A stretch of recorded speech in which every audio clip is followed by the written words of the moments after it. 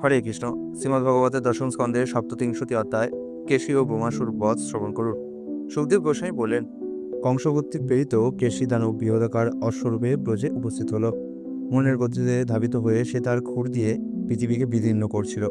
আকাশব্যাপী দেবতাগণের বিমান ও মেঘরাশিকে তার কেশর দ্বারা বিক্ষিপ্ত করে তার উচ্চ হেস্যাধ্বনি দ্বারা উপস্থিত সবাইকে সে আতঙ্কিত করে তুলেছিল।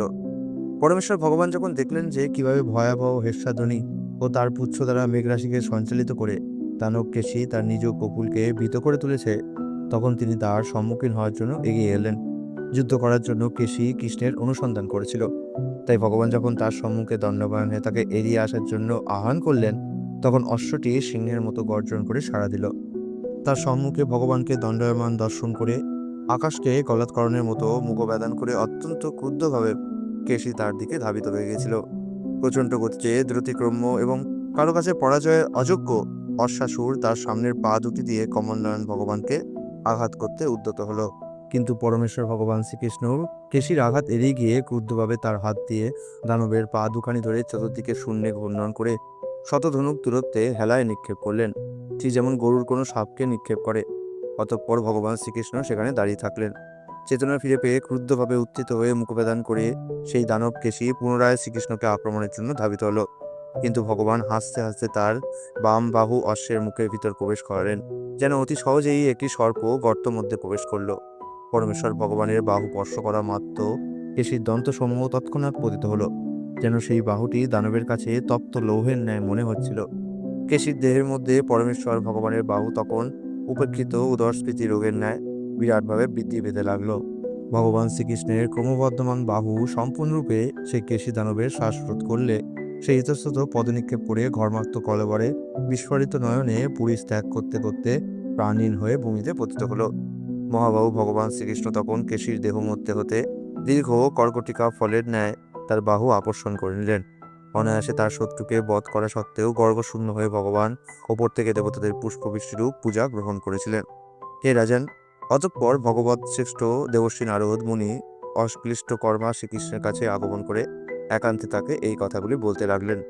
নারদ মুনি বললেন, হে কৃষ্ণ, হে অজ্ঞেয় স্বরূপ, হে যোগেশ জগন্নাথ, হে বাসুদেব, হে সর্বজীবাশ্রয় যাদব শ্রেষ্ঠ, হে প্রভু, আপনি কাষ্ঠ মধ্যে গুপ্ত বর্ণির মতো হৃদয়াভ্যন্তরে অদৃশ্যভাবে আসীন সর্বজীবের পরমাত্মা। আপনি সর্বসাক্ষী মহাপুরুষ ও পরম নিয়ন্তা স্বরূপ। আপনি সর্ব আত্মার আশ্রয় এবং পরম নিয়ন্তা রূপে কেবলমাত্র আপনার ইচ্ছার দ্বারাই আপনি আপনার আকাঙ্ক্ষা পূর্ণ করেন। আপনার মায়াশক্তি দ্বারা আদিতে আপনি জড় প্রকৃতির গুণসমূহ প্রকাশ করেছেন এবং তাদের মাধ্যমেই আপনি এই ব্রহ্মাণ্ডের সৃষ্টি পালন ও পরে বিনাশ সাধন করে থাকেন। নরপতি রূপে দৈত্য প্রমোদ ও রাক্ষস রূপে বিরাজমান বিভিন্ন অসুরদের সংহার করে সাধুজনের রক্ষার জন্যই আপনি সেই একই স্রষ্টা এখন এই পৃথিবীতে অবতীর্ণ হয়েছেন। অশ্বরূপী অসুর এতটাই ভয়ঙ্কর ছিল যে তার হেস্যাধ্বনিতে ভীত হয়ে দেবতারা পর্যন্ত তাদের সর্বরাজ্য পরিত্যাগ করেছিলেন। কিন্তু আমাদের সৌভাগ্যক্রমে আপনি তাকে বিনাশের ক্রীড়া উপভোগ করেছেন। আর দুদিনের মধ্যেই হে সর্বশক্তিমান ভগবান, চাণুর মুষ্টিক ও অন্যান্য মল্লগণকে সেই কুবলাপীর হস্তি ও রাজা কংস সহ আপনার হাতে নিহত হতে দেখব। এরপর আমি আপনাকে কালযবন, মূর, নরক এবং শঙ্খাসুরকে বধ করতে দেখব, এবং আমি আপনাকে ইন্দ্রকে পরাজিত করে পারিজাত কুলও হরণ করতে দর্শন করব। অতএব আমি দর্শন করব যে বীরত্বরূপ শুল্কের বিনিময়ে বীর রাজাদের কন্যাগণকে আপনি বিবাহ করছেন। তারপর আপনি দ্বারকায় রাজা নিগকে অভিশাপ থেকে উদ্ধার করবেন এবং আপনার জন্য আরও এক পত্নী সহ সমন্ত মণি গ্রহণ করবেন। আপনার সেবক যমরাজের আলয় থেকে আপনি এক ব্রাহ্মণের মৃত পুত্রকে ফিরিয়ে আনবেন, আর তারপর আপনি পণ্ডবকে বধ করবেন। কাশীনগরী তারপর দাহ করবেন এবং দন্তবক্রের বিনাশ করবেন ও বিশাল রাজসূয় যজ্ঞের সময় চেদিরাজকে বধ করবেন। আপনার দ্বারকায় বাসের সময় অন্যান্য আরও কর্ম যা আপনি সম্পাদন করবেন, সেই সঙ্গে এই সমস্ত বীরত্ব লীলাসমূহ আমি দর্শন করব। দিব্য কবিগণের গানে এই সকল লীলা পৃথিবীতে চিরকাল কীর্তিত হতে থাকে। পরবর্তীকালে ভূভার হরণের জন্য অর্জুনের সারথি রূপে সমগ্র অক্ষয়ণী সেনা বিনাশক কালরূপী আপনাকে আমি দর্শন করব ভগবান। হে পরমেশ্বর ভগবান, আপনার আশ্রয়ের জন্য আমরা আপনার শরণ গ্রহণ করছি। আপনি বিশুদ্ধ দিব্য চেতনা পূর্ণ পরমানন্দ স্বরূপে সর্বদা অবস্থান করেন। যেহেতু আপনার ইচ্ছা অপ্রতিহত, তাই সকল অভীষ্ট বিষয় প্রাপ্ত হন এবং আপনার চিৎশক্তির প্রভাবে মায়াময় গুণ প্রভাব থেকে আপনি নিত্যত পৃথক অবস্থান করেন। আপনি পরম নিয়ন্তা সাশ্রয়, আপনাকে আমার প্রণাম নিবেদন করি। আপনার নিজ শক্তি দ্বারা এই প্রপঞ্চের অগণিত পরিকল্পনা বিশেষ রচনা করেন। এখন আপনি মানবিক যুদ্ধ বিগ্রহে অংশগ্রহণে মনস্থ করে যদু বিষ্ণু সাত্তদগণের মধ্যে শ্রেষ্ঠতম বীর রূপে আবির্ভূত হয়েছে।